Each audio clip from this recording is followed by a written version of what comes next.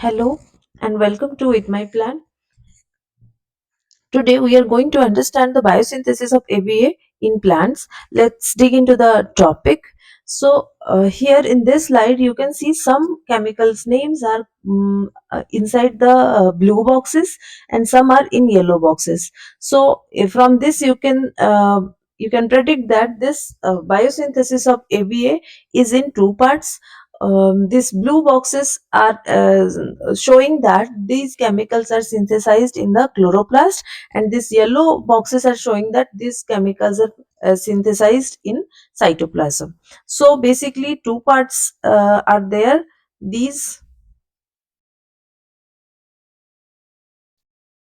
part is happening inside the chloroplast, or you can say plastid.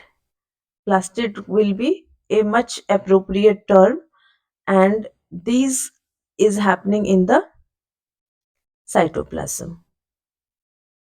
Okay, so isopentenyl pyrophosphate, this IPP, is basically the precursor of APA. This is a monoterpene. Monoterpenes are basically 5 carbon compounds. Okay, and it is through a series of reaction is producing farnesyl diphosphate, or you can say farnesyl pyrophosphate. In shortcut we can call it as FPP. So this is a sesquiterpene which is having 15 carbon compound. Next, through a series of reaction, this FPP is producing zeaxanthin, which is a 40 carbon compound, and this zeaxanthin is producing trans-violaxanthin, which is again a 40 carbon compound through the enzyme named ZEP. ZEP is basically zeaxanthin epoxygenase. Zeaxanthin xanthin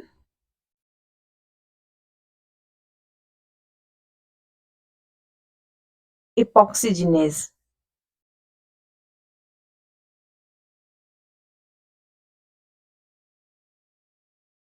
Okay, so zeaxanthin epoxygenase is basically producing your trans-violaxanthin, which is a 40 carbon compound, and some to understand the pathway, scientists they use mutants.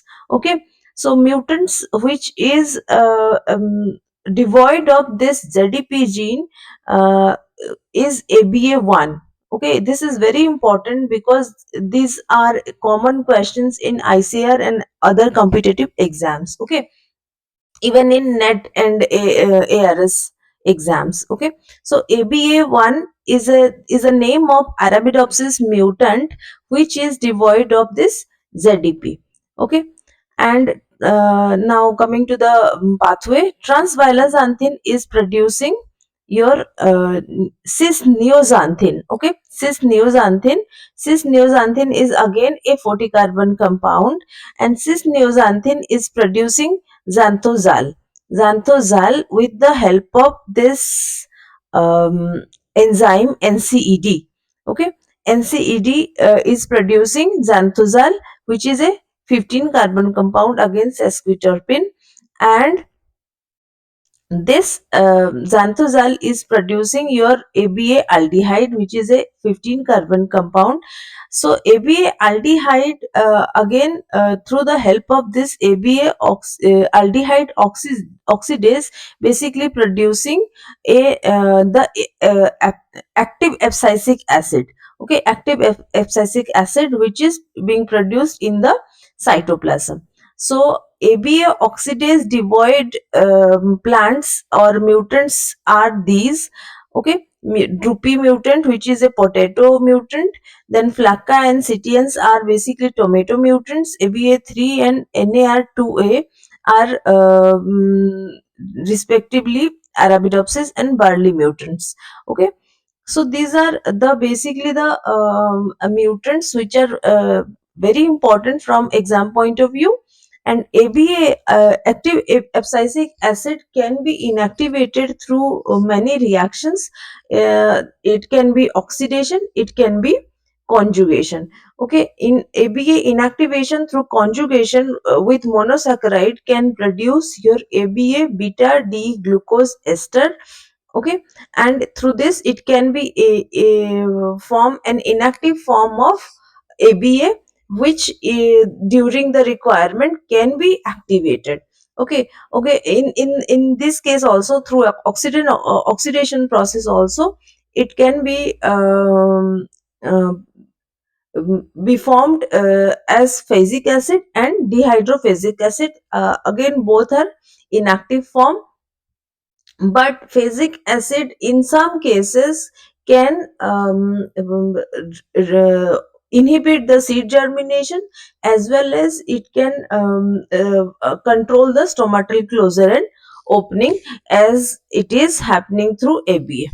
Okay, so this is all about the biosynthesis process. Let's come to some of the important point which is important in point of exam or ICR examinations. So abscisic acid biosynthesis primarily occurs in chloroplast or other plastids through a pathway depicted. Okay, so several ABA deficient mutants have been identified with lesion at specific steps of the pathway, leading to abnormal phenotypes. As I told, the FLACA CTNs are basically mutants which are devoid of this NCED enzyme in tomatoes, ABA mutants in Arabidopsis, and wilty phenotype characterized by a tendency of leafy to wilt due to inability to close stomata. Okay, so ABA is basically closing the stomata, or it is controlling the closure of stomata. So if there is devoid of this ABA, or there is no synthesis of ABA, what will happen? The stomata is unable to close, unable to close. So because of this opened stomata, there will be high rate of transpiration, which will result in wilty phenotype. Okay, so exogenous application of ABA can correct the abnormal phenotype in these mutants, indicating that the role of ABA in regulating stomatal closure. Okay, the pathway starts with isopentenyl pyrophosphate or IPP is the biological isoprene unit, or you can say monotorpin. Okay, and culminate in the synthesis of your C40 xanthophil violaxanthin. The enzyme zeaxanthin epoxidase, that is indicated as ZDP. Okay, here it is ZDP, encoded by ABA1 locus in Arabidopsis, catalyzed the synthesis of biosynthesis, providing evidence for carotenoid pathway as the root of ABA. This is very important in many questions or many exams. It is being asked that which pigment is responsible for ABA synthesis, or which pigment is interfering the ABA synthesis. This is the carotenoid.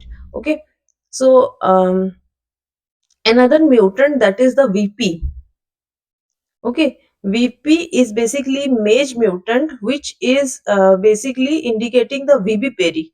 Okay, blocked at various steps in carotenoid pathway, exhibit reduced ABA level and VB-peri, which is the precocious germination of seeds while seed is attached to the mother plant. Okay, so what is VB-peri condition? Just in simple language we will understand. One plant is there and there is mage is having seed and it is attached to the mother plant. So normally what is happening after detachment or after maturity of the mage plant, the seed will the cob will kept for a while, or for 5 months, 2 months, 3 months, like, and after that the seed will germinate when favorable condition will be provided. But in case of vivipary, what is happening, the seeds are getting germinated when it is itself in attached to the mother plants. So this condition is vivipary. This is happening because there is absence of ABA, and ABA is basically causing dormancy. So when there is no dormancy, it will germinate in the mother plant itself after maturity. So ABA is very important in maintaining the seed uh, and to store it for a long duration. Okay. Now, VVPD is a common feature of many ABA deficient seed, indicating the crucial role of ABA in seed dormancy and germination regulation. Okay, then Violaxanthin is converted to a 40 carbon compound called cis-neoxanthin. Cis-neoxanthin undergoes cleavage to form xanthoxal, previously known as xanthoxin. Okay, xanthoxal is a neutral growth inhibitor basically, which with physiological properties similar to ABA. So xanthosal and ABA has similar property. So the name cleavage enzyme, here it is written as cleavage reaction because cleavage is happening through NCED enzyme. Here it is the full name of NCED, 9-cis epoxy carotenoid dioxygenase. So it is basically cleaving two molecules. One is 9-cis violaxanthin and 9-cis neoxanthin. That's why it is a cleavage reaction, or you can say it is a regulatory reaction or rate limiting reaction basically. So synthesis of this key regulatory step through NCED is rapidly induced under conditions of water stress. Now this is very important. So whenever water is less, you can see ABA is high. Okay, if it is in case of seed and also in case of plant. Okay, whenever there is less water, there will be high ABA content, and in root condition in soil also, when there is less water or the availability of water is less to the plant, there will be high ABA in the plant, which will basically close the stomata to restrict the transpiration. And in case of seed, when it is matured, the water level will be reduced, and that's why the seed will there will be high ABA, and which is controlling the germination and enhancing the dormancy to store it properly. So NCED enzyme is localized on thylakoid. This is very important, where the carotenoid substrate is situated. Now, xanthosal is further metabolized to ABA through oxidative steps involving intermediate compounds such as ABA aldehyde, possibly xanthosic acid, and possibly the xanthosic acid. So, this final conversion step is catalyzed by a family of ABA oxidase.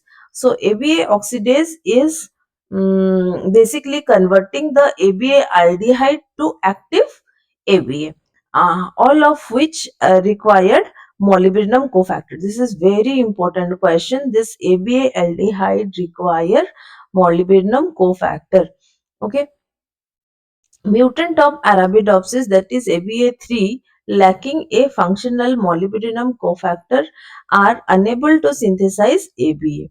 So, highlighting the essential role of this cofactor in the ABA biosynthesis pathway. Now, ABA3 mutant is lacking the molybdenum factor or molybdenum cofactor, which is basically controlling the ABA synthesis, because the ABA aldehyde oxidase is being inactivated, and that's why the ABA synthesis is stopped. So this molybdenum cofactor is very important for ABA biosynthesis. Okay, so this is all about the important points regarding the ABA biosynthesis, which is very very crucial for your exam point of view, whether it is ICAR, whether it is CSIR even, and ASRB, ARS, NET, everything. Okay, so I think you guys understood whole the concept of ABA biosynthesis. I have tried to make it in very simplified manner. If you are not getting, you can comment below. I will try to make it much simpler. Okay, thank you.